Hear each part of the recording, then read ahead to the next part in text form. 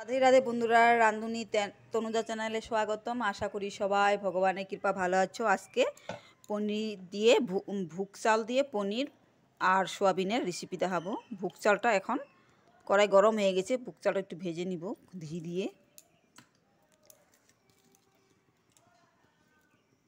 ঘিটা গরম হয়েছে, ভুগ চালটাকে ধুয়ে ভালো করে ধুয়ে বাটিতে রেখেছিলাম, ভিজানো হয়ে গেছে, একটু নরম নরম হয়ে গেছে, একটু হালকা ভেজে নিব ঘি দিয়ে।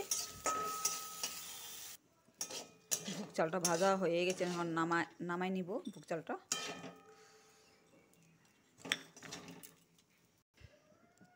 এখানে সরষের তেল দিব,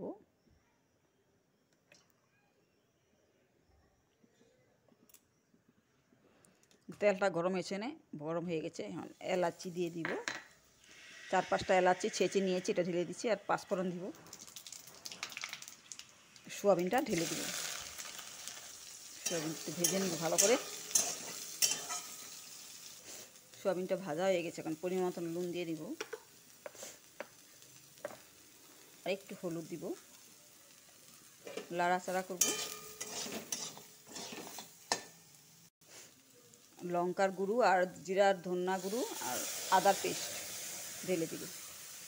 এই মশলার সাথে আবার ভালো করে ভাজবো। পনিরটা এখন ঢেলে দিব মশলার সাথে। সোয়াবিনটা ভাজা হয়ে গেছে, পনিরের সাথে এখন হালকা আবার ভেজে নেব। পরিমাণ মতন গরম জল দিব, আর একটু দিব। মশলাটা পনির সোয়াবিনের সাথে ভাজা হয়ে গেছে মশলাটা, এখন একটু পরিমাণ মতন গরম জল দিয়ে দিচ্ছি। ভুগ চালটা ঢেলে দিব, ভুগ চাল ঘিয়ের সাথে ভাজা থাকা ভুগ চালটা এখন ঢেলে দেব।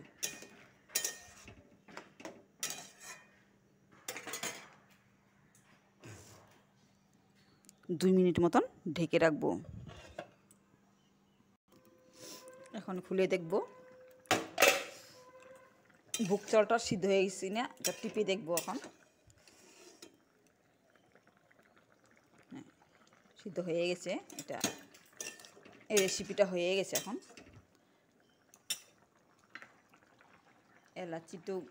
এলাচি গুঁড়ো আগে দেওয়া হয়েছে, এখন কিশমিশ ঢেলে দিব।